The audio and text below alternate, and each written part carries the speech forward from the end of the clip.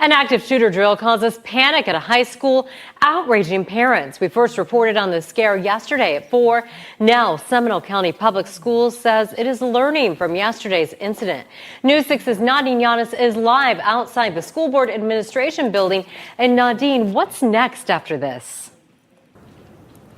Well, Julie, it wasn't just students learning important lessons at Lake Brantley High School. No, today, district officials say there were several breakdowns in areas yesterday that started with a code red drill in the morning and ended in chaos and panicked parents asking why today.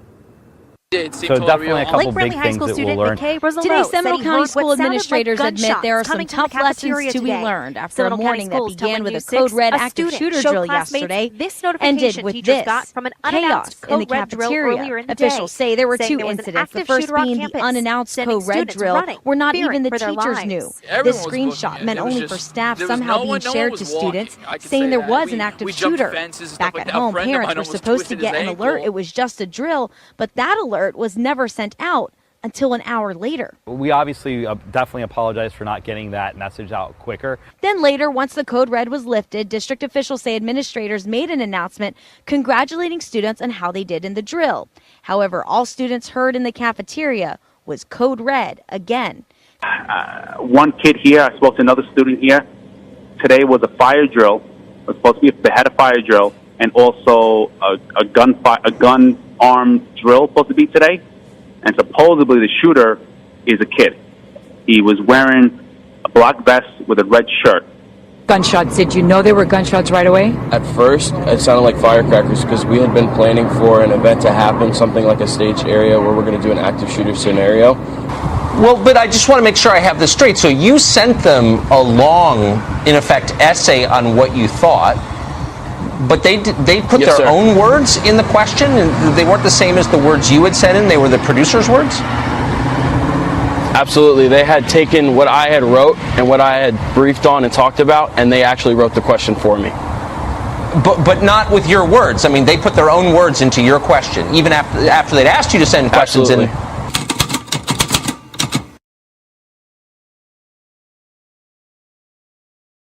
The majority of students who survived the mass shooting in Parkland, Florida, have been speaking out in favor of gun control. However, there was apparently one student who did not agree with gun control and wanted to ask a question during CNN's town hall on this very topic. Now, the student his name's Colton Habe. He had claimed that CNN essentially wanted to script his question. And then later, his father released doctored emails to make it seem as though CNN was telling his son what to say or what he can and can't say.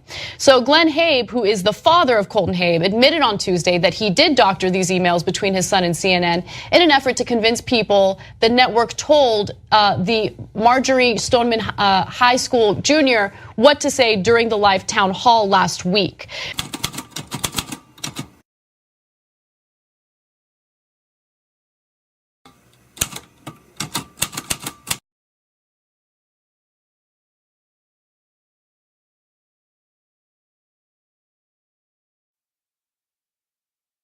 Just quickly, I just get an idea of whether we think this is a coincidence.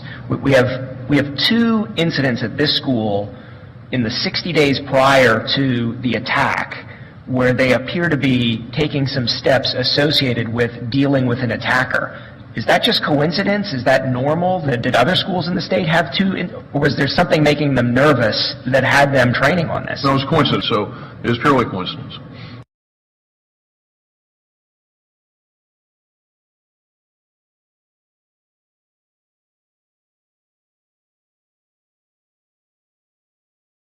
A South Florida high school is taking criticism now for a class assignment that some say was tone deaf and exploring the Parkland shooting that left 17 students dead at Marjorie Stoneman Douglas High. School administrators over at Coral Glades High School have pulled a quiz Friday entitled, "Does Nicholas Cruz Deserve to Die?" Cruz is the accused shooter and is being held responsible for the massacre. Prosecutors have said they plan to seek the death penalty against him. The quiz dealt with the Constitution's 8th Amendment, which prohibits cruel and unusual punishment and the death penalty. I'm Ken Molestina for CBSMiami.com.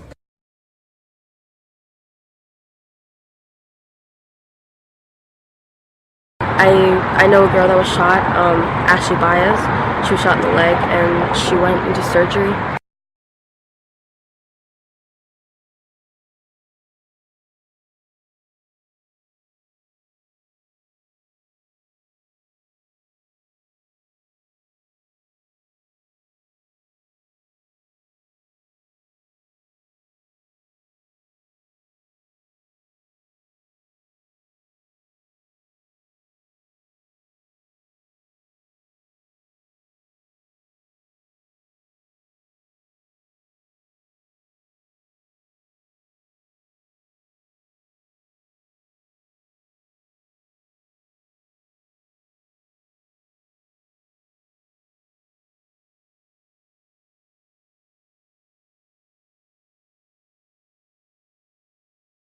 Does pause momentarily, appears to be taking things out of a backpack that he does not take with him before continuing.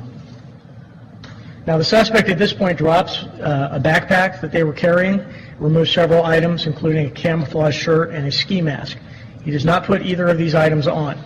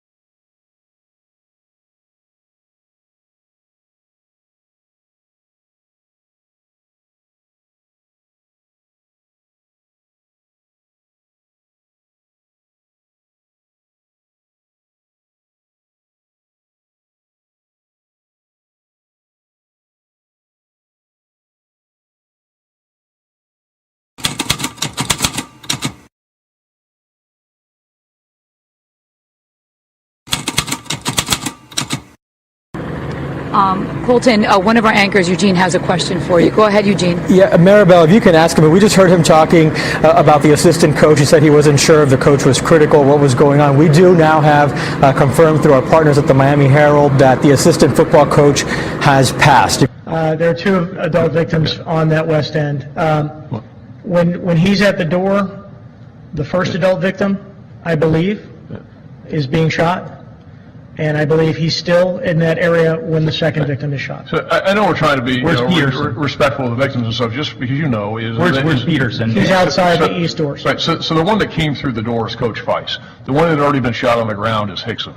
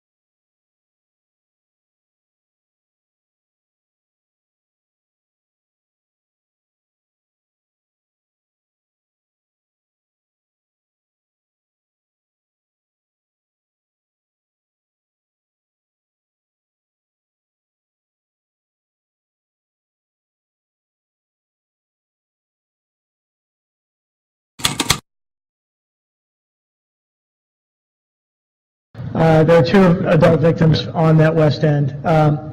When he's at the door, the first adult victim, I believe, is being shot.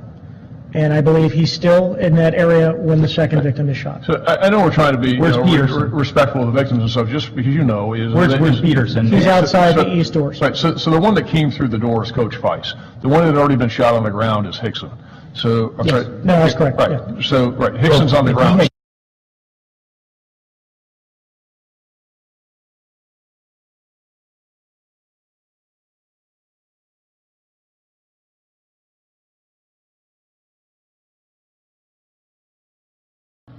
Just for context, you all have heard enough about this now. That is the first team that went in through the west entrance. The first officers that went in, that's the first team, and that's the extraction of Coach Hickson that you see there.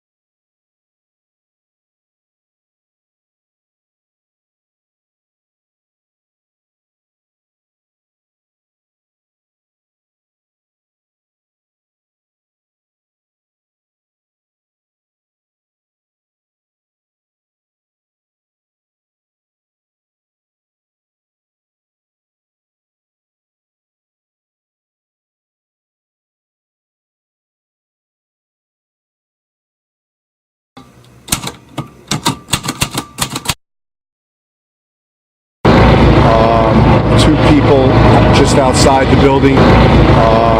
Two people just outside the building.